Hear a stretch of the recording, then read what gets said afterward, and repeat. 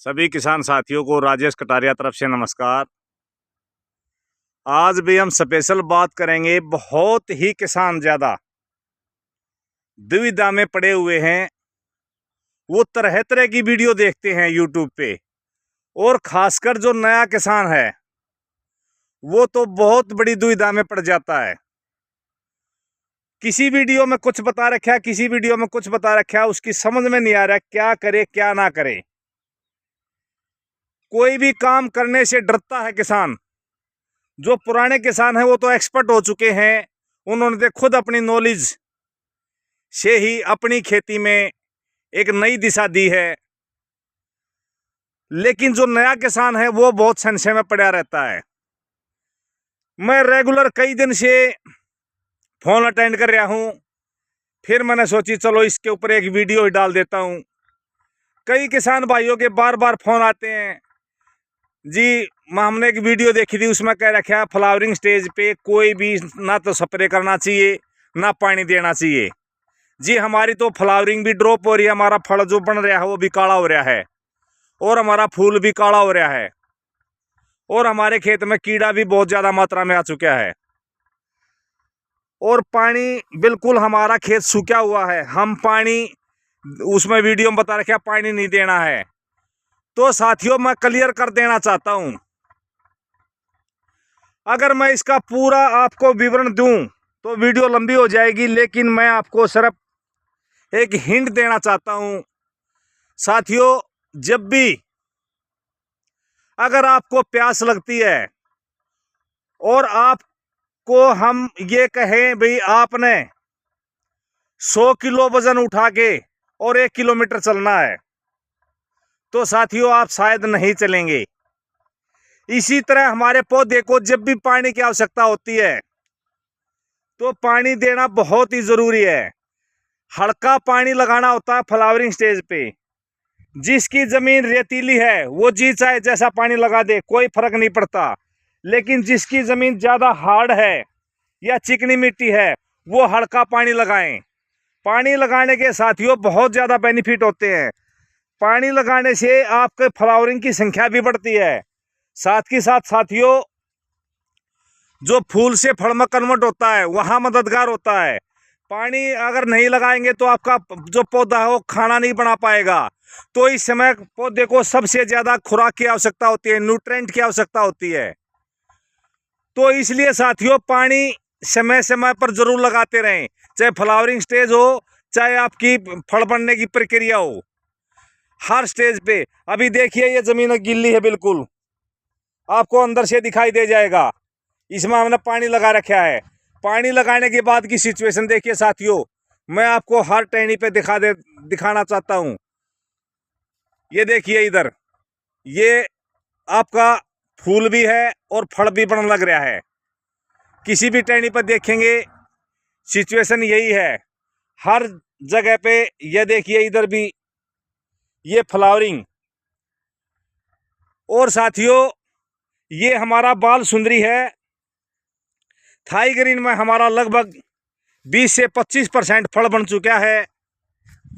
इसमें अभी फल बनना शुरू हुआ साथियों, बिल्कुल छोटा छोटा बाजरे के साइज के का दाना बनना शुरू हुआ है। साथियों दूसरा क्या है, आप बेझिझक होके सिवाय कीटनाशक को छोड़ के और हर तरह का स्प्रे कर सकते हैं। कोई भी फर्क नहीं पड़ेगा आपकी मधुमक्खी पे। सिर्फ आप जो कीटनाशक होता है जो इल्ली वगैरह के लिए हम लगाते हैं वो आपने लेट शाम को, यानी कि जिस समय आपके खेत से मधुमक्खी बाहर चली जाए उस समय आपने स्प्रे करना है। चाहे कीटनाशक का स्प्रे करे, चाहे साथियों आप और अन्य किसी तरह का स्प्रे करें। लेकिन अगर आप फंगीसाइड का स्प्रे करते हैं या पीजीआर का स्प्रे करते हैं या न्यूट्रेंट का स्प्रे करते हैं, साथियों जी चाहे जब आप सुबह या शाम को जी चाहे जो स्प्रे कर सकते हैं। अब साथियों ध्यान से सुनना है, आपने इस समय क्या करना है। जिन साथियों ने फंगीसाइड का इस्तेमाल नहीं किया फ्लावरिंग स्टेज पे, वो साथी फंगीसाइड का इस्तेमाल जरूर करें। साथियों फंगीसाइड के लिए एजेक्सिस्ट्रोबिन प्लस टेबुकनाजोल किसी भी कंपनी का ले सकते हैं साथियों। इसके अलावा जिन साथियों ने अभी तक पीजीआर का इस्तेमाल नहीं किया है तो वो पीजीआर का ज़रूर इस्तेमाल करें। पीजीआर आप कोई भी ले सकते हैं, जैसे गरडा का चमत्कार, बायर का प्लोनोफिक्स, बीएसएफ कंपनी का लियोसिन या अन्य और भी गोदरेज का डबल। आप कोई भी साथी किसी भी तरह का जो भी आपके पास अवेलेबल हो जाए पीजीआर वो इस्तेमाल कर सकते हैं साथियों। इसके अलावा 05234 चाहे आपकी फ्लावरिंग स्टेज हो चाहे फल मंडने की प्रक्रिया हो, आप हर स्टेज पे जब तक आपके फल का पूरी तरह से साइज डेवलप नहीं हो जाता 05234 आप रेगुलर स्प्रे कर सकते हैं। जितना ज़्यादा आप 05234 का स्प्रे करेंगे आपकी फ्लावरिंग भी की संख्या भी बढ़ेगी, साथ के साथ फल में जो कन्वर्ट होता है फूल वहाँ भी मददगार होता है, फल का साइज भी अच्छा बनता है। और साथ के साथ आपके पौधे को फास्फोरस की सबसे ज़्यादा आवश्यकता होती है फ्लावरिंग स्टेज पे और फल बनने की प्रक्रिया पे, वहाँ आपके पौधे को विकास बहुत ही ज़रूरी है। तो विकास करने में 05234 अहम रोल निभाता है